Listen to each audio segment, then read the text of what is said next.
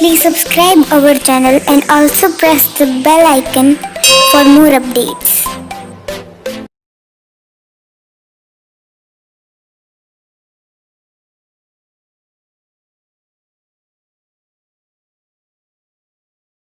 Morning students, Hindi साहित्य की पाठ्य पुस्तक अंतरा भाग 1 के अंतर्गत आज हम अध्ययन करेंगे मुंशी प्रेमचंद रचित सुप्रसिद्ध कहानी ईदगाह का।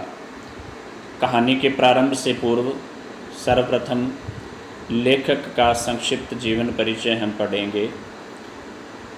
जैसा कि आप सभी जानते हैं कि हिंदी साहित्य में मुंशी प्रेमचंद कथा सम्राट अथवा उपन्यास सम्राट के नाम से जाने जाते हैं।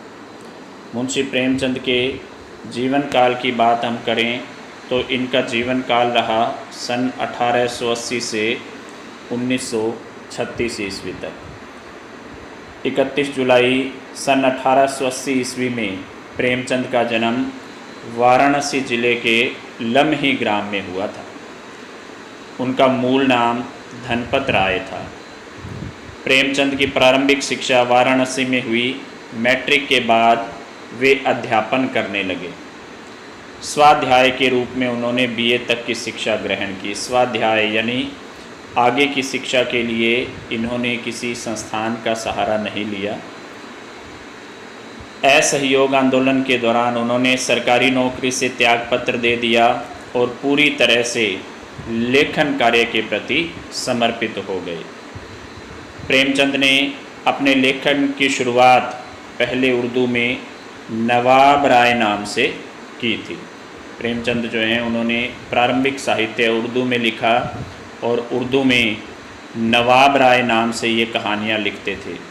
लेकिन अंग्रेज़ी सरकार ने उर्दू में लिखे गए इनके एक कहानी संग्रह सोजे वतन को प्रतिबंधित कर दिया, जिसके बाद इन्होंने हिंदी में लिखना प्रारंभ कर दिया।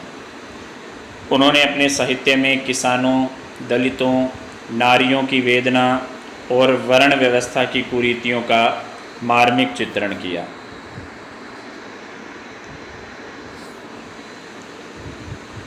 वे साहित्य को स्वांत सुखाय न मानकर सामाजिक परिवर्तन का एक सशक्त माध्यम मानते थे।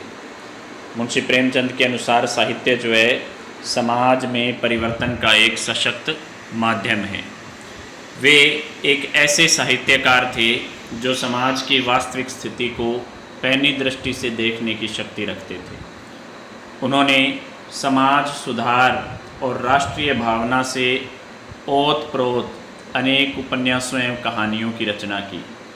कथा संगठन, चरित्र चित्रण, कथोपकथन आदि की दृष्टि से उनकी रचनाएं बेजोड़ हैं। उनकी भाषा बहुत सजीव, मुहावरेदार और बोलचाल के निकट है।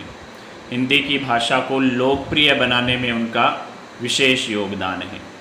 संस्कृत के प्रचलित शब्दों के साथ साथ उर्दू की रवानी इसकी विशेषता है, जिसने हिंदी कथा भाषा को नया आयाम दिया। प्रेमचंद का साहित्य संसार। प्रेमचंद की कृतियों की बात करें तो प्रेमचंद ने लगभग 300 के आसपास कहानियाँ लिखी, जो उनके 2 कहानी संकलनों मानसरोवर 8 भाग और गुप्तधन 2 भाग में संकलित है। प्रेमचंद की संपूर्ण कहानियाँ मानसरोवर शीर्षक से 8 भागों में संकलित की गई हैं। इसके अलावा उनका दूसरा कहानी संग्रह है गुप्तधन, जो 2 भागों में प्रकाशित हैं। कहानियों के अलावा प्रेमचंद ने निर्मला, सेवा सदन, प्रेमाश्रम, रंगभूमि, कर्मभूमि, गबन और गोदान नामक उपन्यासों की भी रचना की। प्रेमचंद ने 3 नाटक भी लिखे, जिनके नाम हैं करबला, संग्राम और प्रेम की वेदी। नाटकों के अलावा प्रेमचंद द्वारा रचित कुछ निबंध हैं, जो 3 खंडों में संग्रहित है। साहित्यिक और राजनीतिक निबंधों का संग्रह है, कुछ विचार शीर्षक से। उन्होंने माधुरी, हंस, मर्यादा, जागरण, आदि पत्रिकाओं का संपादन भी किया। इस पाठ्य पुस्तक में उनकी ईदगाह कहानी दी गई है। ईदगाह प्रेमचंद की एक चर्चित कहानी है और आप सभी पूर्व कक्षा में इस कहानी को पढ़ करके आए हैं। हिंदी में बाल मनोविज्ञान से संबंधित कहानियाँ बहुत कम लिखी गई हैं। प्रेमचंद उन दुर्लभ कथाकारों में से हैं जिन्होंने पूरी प्रामाणिकता एवं तन्मयता के साथ बाल जीवन को अपनी कहानियों में जगह दी। उनकी कहानियाँ भारत की साझी संस्कृति एवं ग्रामीण जीवन के विविध रंगों से सरोबार हैं। ईदगाह कहानी का सारांश। ईदगाह प्रेमचंद की इन्हीं विशेषताओं को अभिव्यक्त करने वाली प्रतिनिधि कहानी है। कौन सी विशेषताओं को? भारत की साझी संस्कृति एवं ग्रामीण जीवन के विविध रंगों से सरोबार करने की उनकी जो विशेषता है, उन्हीं विशेषताओं को प्रकट करती है उनके द्वारा रचित ईदगाह कहानी।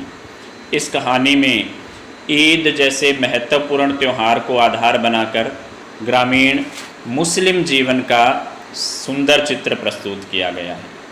हामिद का चरित्र हमें बताता है कि अभाव उम्र से पहले बच्चों में कैसे बड़ों जैसी समझदारी पैदा कर देता है। हामिद का चरित्र हमें क्या बताता है कि अभाव जो है उम्र से पहले बच्चों में बड़ों जैसी समझदारी पैदा कर देता है।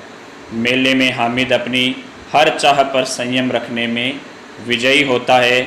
साथ ही रुस्तमे हिंद चिमटे के माध्यम से प्रेमचंद ने श्रम के सौंदर्य एवं महत्व को भी उद्घाटित किया है। चित्रात्मक भाषा की दृष्टि से भी यह कहानी अनूठी है। आप सभी PDF के रूप में भेजी गई ईदगाह कहानी का अच्छी तरह से अध्ययन करें और अध्ययन करने के पश्चात निम्न प्रश्नों के उत्तर आप लिख करके ग्रुप में सेंड करें। अभ्यास प्रश्नों में सर्वप्रथम अभ्यास प्रश्न 1 है, महमूद और मोहसिन के पास कितने कितने पैसे थे। आप ईदगाह कहानी को पढ़ करके इन प्रश्नों के उत्तर लिखेंगे। प्रथम प्रश्न है कि महमूद और मोहसिन के पास कितने कितने पैसे थे। द्वितीय प्रश्न है, अमीना ने 8 आने पैसे कैसे कमाए। अमीना कौन थी? हामिद की दादी। और अमीना ने 8 आने पैसे कैसे कमाए। हामिद की जेब में कितने पैसे थे। कोई मुझे वह मंत्र बता दे तो मैं एक जिन को खुश कर लूँ। कथन किसका है? ईदगाह कहानी में यह कथन किसका है कि कोई मुझे वह मंत्र बता दे तो मैं एक जिन को खुश कर लूँ। पांचवा प्रश्न है, लेखक ने ईदगाह की क्या विशेषता बताई है। छठा प्रश्न, महमूद, मोहसिन, नूरे और सम्मी ने कौन कौन से खिलौने लिए। सातवां प्रश्न है, हम समझते हैं इसकी चालाकी। कथन किसने किसके लिए कहा।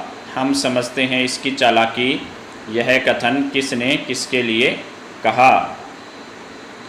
आठवां प्रश्न है, दुकानदार ने हामिद को चिमटे के कितने पैसे बताए।